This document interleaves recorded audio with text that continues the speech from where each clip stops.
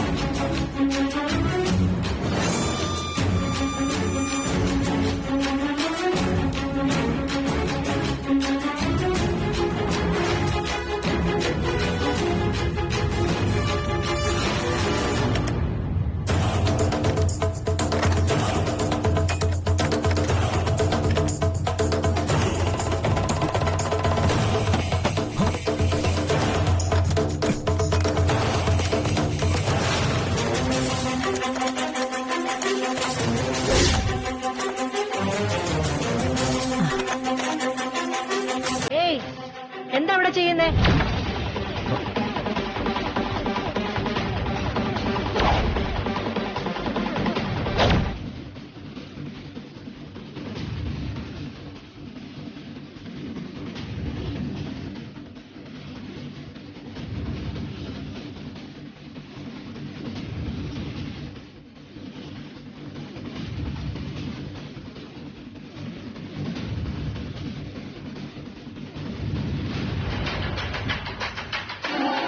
അമ്മേ നമസ്കാരം. Sorry madam, good morning. I M Nandan. രേഖയെ കാണാൻ. ഓ, അപ്പൊ നീയാണ് നന്ദൻ അല്ലേ? അതെ മാഡം, ഞാനാണ്. മേഡത്തിന് എന്നെ അറിയാമെന്ന് തോന്നുന്നു. അറിയാം, രവി നിന്നെ പറ്റി പറഞ്ഞു കേട്ടിട്ടുണ്ട്. Oh my God, Ravi Varma sir എന്നെ പറ്റി പറഞ്ഞോ? That's a great honour. Seriously I can believe this. അമ്മ അനുഗ്രഹിക്കണം.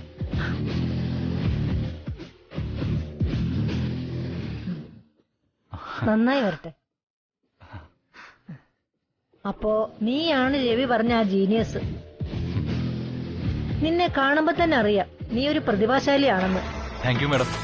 ഞാനൊരു വെറും പാവപ്പെട്ടവനാ. ആ, അത്ര പാവമൊന്നുമല്ല. നീ അല്പം ഫാസ്റ്റ് അല്ലേ എന്നൊരു സംശയമുണ്ട് എനിക്ക്. അങ്ങനെയൊന്നുമില്ല മാഡം, ഞാൻ വെറുതെ. Nandan, where are you? ഏയ് രേഖ, ഞാനിവിടെ ഉണ്ട്. Come down please. ഓക്കെ, ഇതാ വരുന്നു.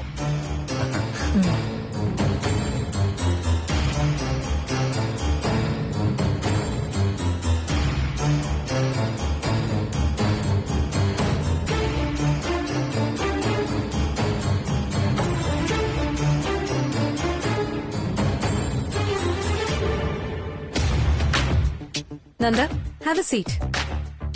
ഈ ജ്യൂസ് കുടിക്കാം. ഇറ്റ്സ് ഓക്കെ രേഖ, ഓഫീസിൽ അർജന്റായിട്ട് തിരിച്ചു പോണം. ഇരിക്കാനൊന്നും സമയമില്ല. ഇത്ര വേഗം പോണോന്നോ? ഭക്ഷണം കഴിച്ചിട്ട് പോവാൻ നന്ദൻ. ഏതായാലും വന്നതല്ലേ. അതെ, ഇന്ന് ലഞ്ച് ഇവിടെ ആക്കാം. അയ്യോ പറ്റില്ല മാഡം, എനിക്കിന്നിവിടെ വന്നത് തന്നെ വലിയ സന്തോഷമായി. ഇന്റീരിയർ ഡെക്കറേഷനെ കുറിച്ചുള്ള രവിവർമ്മൻ സാറിന്റെ കൺസെപ്റ്റ് സാറിന്റെ ഒരു ഇന്റർവ്യൂവിൽ ഞാൻ കേട്ടിട്ടുണ്ട്. ഇപ്പൊ അത് നേരിട്ട് കാണാനുള്ള ഭാഗ്യമുണ്ടായി. ഭയങ്കര സന്തോഷം. And very beautiful. തൃപ്തിയായി. ഇനി ഞാൻ കഴിക്കാനൊക്കെ റെഡിയായി. വേറൊരു ദിവസം വരാം. Thank you madam. ബൈ. ആ see you Rekha. Okay then. Take care. Bye. By.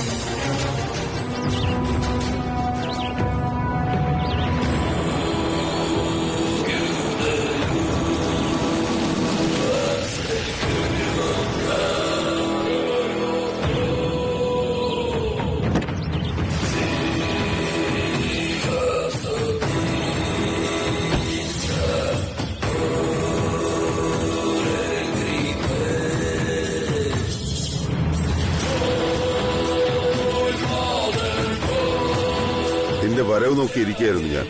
എന്തായി കാര്യങ്ങൾ? രവിവർമ്മന്റെ വീട് മുഴുവൻ സെർച്ച് ചെയ്തു. പക്ഷെ അയാൾ അവിടെ ഇല്ല. ഒരു റൂം ക്ലോസ്ഡ് ആയിരുന്നു. അത് ഓപ്പൺ ചെയ്യാൻ കുറെ ശ്രമിച്ചു, നടന്നില്ല. അപ്പോഴേക്കും അയാളുടെ അമ്മ എത്തി. സോ തിരിച്ചു വരേണ്ടി വന്നു എനിക്ക്. സാരമില്ല, അവനവിടെ കാണില്ലെന്ന് എനിക്കറിയാമായിരുന്നു. അതൊന്ന് ഉറപ്പിക്കാനാ നിന്നെ അയച്ചത്. ഇനി സെർച്ച് ലിസ്റ്റിൽ നിന്ന് ആ വീടിന്റെ പേര് വെട്ടാം. പകരം എഴുതി ചേർക്കാനുള്ളത് മറ്റൊരാളിന്റെ വീട്ടുപേരാണ്. നീരേറ്റ് കോളനിയിലെ ഒരു പെണ്ണിന്റെ വീട്ടുപേര്.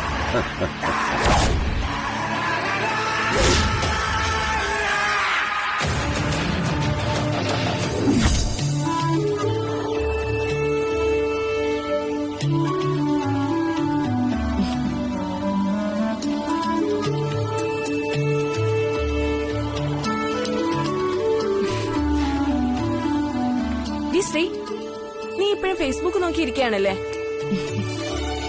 അതെ, നീ ഇങ്ങനെ മൊബൈലിൽ നോക്കി സ്വപ്നം കണ്ടോണ്ടിരുന്നാ പറ്റില്ല. നീ രവിവർമ്മൻ സാറിനെ ഫേസ്ബുക്കിൽ തന്നെ കോൾ വിളിക്ക്. സാർ എത്ര ബിസി ആണെങ്കിലും നോട്ടിഫിക്കേഷൻ പോവുമല്ലോ. അത് കണ്ടിട്ട് സാർ എപ്പോഴെങ്കിലും നിന്നെ തിരികെ വിളിച്ചാലോ? അപ്പൊ വിളിച്ചു നോക്കാല്ലേ?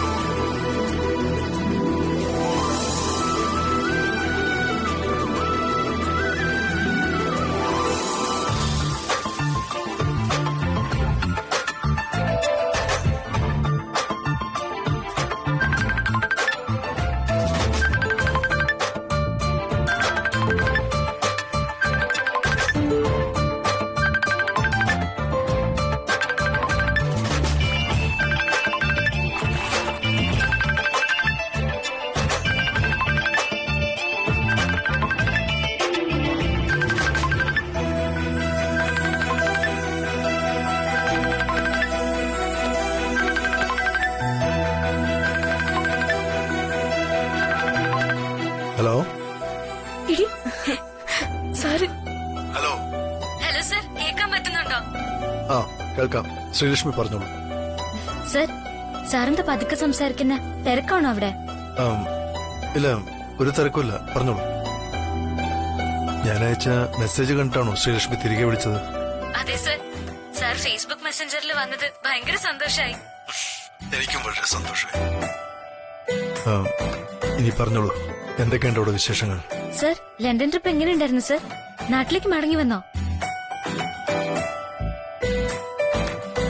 ഇപ്പൊ സാർ വീട്ടിലാണോ? എവിടെയാ സാർ ഇപ്പോ? ആന്റി ഇത് ഇങ്ങോട്ട് വരുന്നുണ്ട്, സൂക്ഷിച്ചോ. ആഹാ, രണ്ടാളും കൂടെ ഇവിടെ എന്താ ചെയ്യുന്നത്? കൊറേ നേരമായല്ലോ ഇവള് വീട്ടിൽ നിന്ന് ഇറങ്ങിയിട്ട്. നമ്മൾ പഠിച്ചോണ്ടിരിക്കുക ആന്റി, ഇപ്പൊ കഴിയും. ആ ശരി ശരി, നടക്കട്ടെ. പഠിത്തം എന്ന് പറഞ്ഞ് മൊബൈലിൽ കളിച്ചോണ്ടിരുന്ന ഞാൻ കൊടത്തി വെള്ളം എടുത്തോണ്ട് തലേ കൂടെ ഒഴിച്ചു തരും. നോക്കിയോ? അയ്യോ, കിണറ്റിങ്ങര ഉത്സവത്തിനുള്ള തിരക്കാണല്ലോ.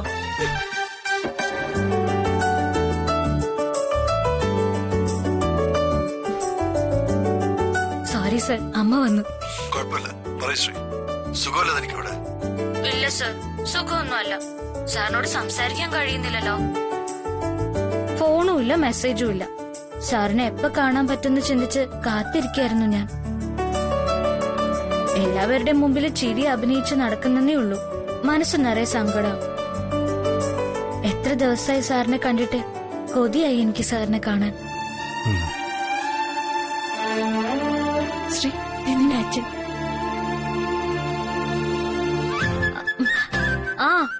ആ അതെ അതെ, കോർപ്പറേറ്റ് ലോയിൽ കുറച്ച് ഡൗട്ട് ഉണ്ട്, അതാ വിളിച്ചത്. സെക്ഷൻ 304 ആക്ട് അമെന്റ്മെന്റ് നടത്തിയത് ഏത് വർഷമായിരുന്നു? നിനക്ക് ഓർമ്മയുണ്ടോ? ആ ശരി ശരി, നീ നോക്കിയിട്ട് പറഞ്ഞാ ഹോൾഡ് ചെയ്യാം. അങ്കിൾ, എക്സാമിന് കോർപ്പറേറ്റ് ലോയുടെ ഒരു പേപ്പർ ഉണ്ട്.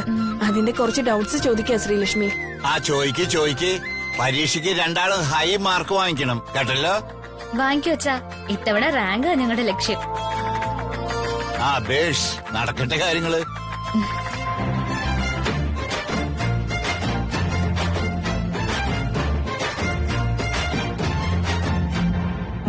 Hello sir. ശ്രീ, താൻ ഓരോരുത്തർ വരുമ്പോഴും ഓരോരോ കള്ളത്തരങ്ങൾ പറഞ്ഞുകൊണ്ടിരിക്കുക. ഇനി അടുത്ത ആള് വരുമ്പോ പറയാൻ കയ്യിൽ എന്തെങ്കിലും സ്റ്റോക്ക് ഉണ്ടോ? വേണ്ട വേണ്ട സാർ, ചിരിക്കൊന്നും വേണ്ട. എല്ലാം സാറ് കാരണം. സത്യം പറഞ്ഞ നമ്മളുടെ രണ്ടുപേരുടെ അവസ്ഥ ഒന്ന് തന്നെയാ. യെസ്, അതാണ് സത്യം. ആണോ സർ? അപ്പൊ എന്റെ മനസ്സിലുള്ളത് തന്നെയാ സാറിന്റെ മനസ്സിലുള്ളതല്ലേ?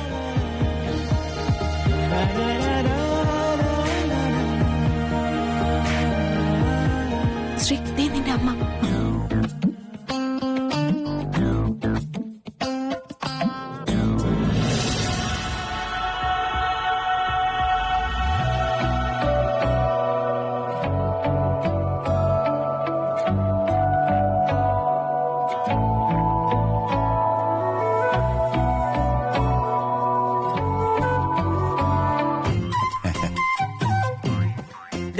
ശ്രീടച്ച, എന്താ ഈ അന്തം വിട്ട് നോക്കുന്നേ?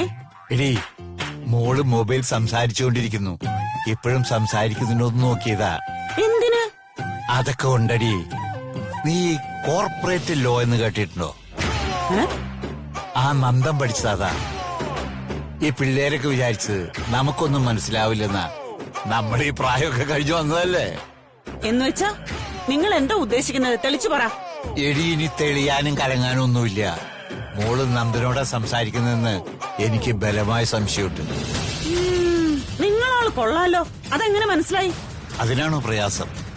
ഞാൻ പാല് മേടിക്കാൻ പോയപ്പോ അവര് ഈ കോർപ്പറേറ്റ് ലോയെ കുറിച്ച് സംസാരിച്ച് കുടുകൂടെ ചിരിക്കുന്നത് കേട്ടു. തിരികെ വന്നപ്പോഴും അങ്ങനെ തന്നെ. അങ്ങനെ ചിരിക്കാൻ ഈ കോർപ്പറേറ്റ് ലോ എന്ന് പറഞ്ഞ ബോബനും മോളി പോലെ കാർട്ടൂണാണോ?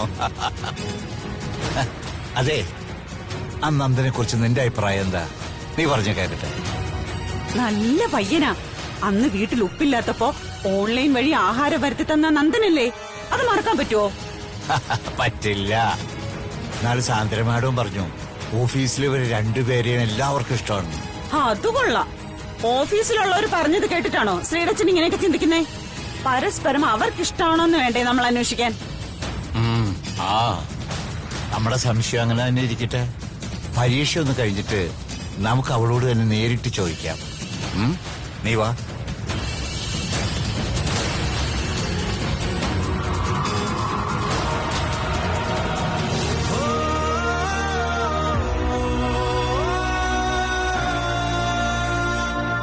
Hello sir. എന്റെ മനസ്സിലുള്ളത് തന്നെയാണ് സാറിന്റെ മനസ്സിലുള്ളത്. സാറ് മറുപടി ഒന്നും പറഞ്ഞില്ല. ഹലോ, സാറിന് കേൾക്കാൻ പറ്റുന്നുണ്ടോ? Hello sir. എന്നുവെച്ചാ നമ്മൾ തമ്മിൽ കണ്ടിട്ട് കുറച്ച് ദിവസങ്ങളായില്ലേ, അതാ ഞാൻ അങ്ങനെ പറഞ്ഞ. എന്നെ കാണുന്ന സാറിന് തോന്നുന്നില്ല സർ? ഞാൻ കരുതി എനിക്കും മാത്രമേ അങ്ങനെ തോന്നുള്ളൂ എന്ന്. സാറിനെ എങ്ങനെ കാണാൻ പറ്റുന്ന ഒരുപാട് വട്ടം ഞാൻ ആലോചിച്ചു. ഒരു വഴിയും കിട്ടിയില്ല എനിക്ക്. അറിവുള്ളവർ പറയാറുണ്ട്, മനസ്സിൽ ആത്മാർത്ഥമായ ആഗ്രഹങ്ങൾ ഉണ്ടെങ്കിൽ എന്തൊക്കെ തടസ്സങ്ങൾ വന്നാലും ദൈവം അതൊക്കെ നിറവേറ്റി തരുമെന്ന്. നമ്മളുടെ ഉദ്ദേശം ശുദ്ധമാണെങ്കിൽ നമ്മൾ ആഗ്രഹിക്കുന്നത് നടന്നിരിക്കും ശ്രീലക്ഷ്മി. നമ്മൾ ആത്മാർത്ഥമായിട്ട് വിചാരിച്ചാൽ നടക്കാത്തതായിട്ട് ഈ ലോകത്തൊന്നുമില്ല. അപ്പൊ അങ്ങനെയാണെങ്കിൽ നമുക്ക് എവിടെ വെച്ച് കാണാൻ പറ്റും? സാറത് പറഞ്ഞോളൂ. എന്ന് ചോദിച്ചാ അതിപ്പോ എവിടെ വെച്ച് കാണാൻ പറ്റുക?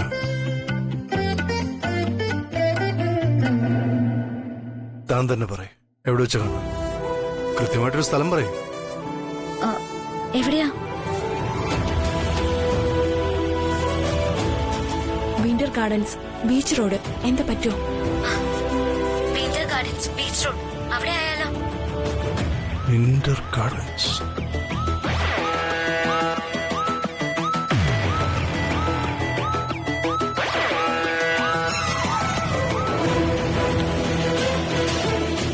ഓക്കെ, ഷുവർ, നമുക്കവിടെ മീറ്റ് ചെയ്യാം. പക്ക. Okay sir, thank you. Okay Sreelakshmi, see you soon.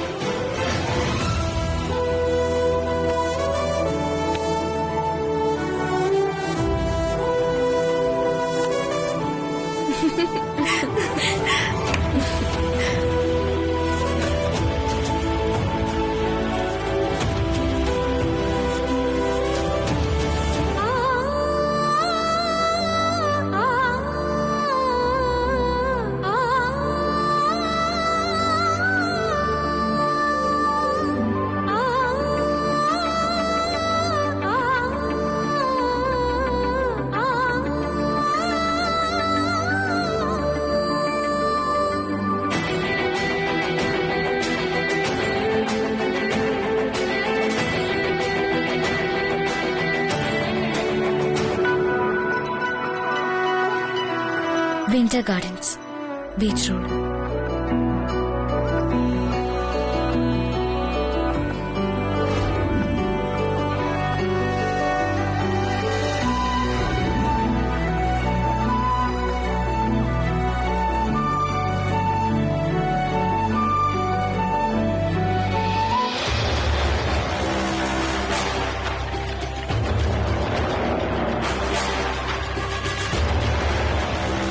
നീ നിൽക്കേ.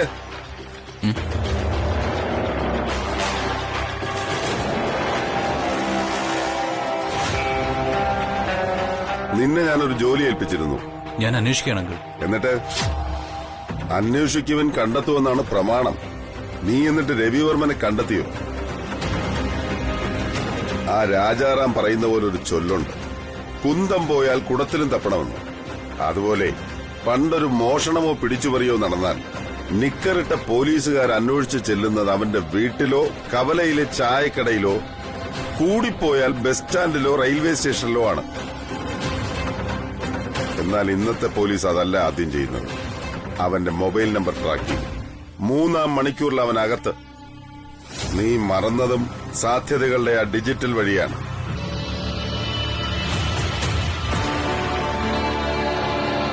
എന്ന് പറഞ്ഞാൽ നീയൊരു മണ്ടനാണെന്ന്.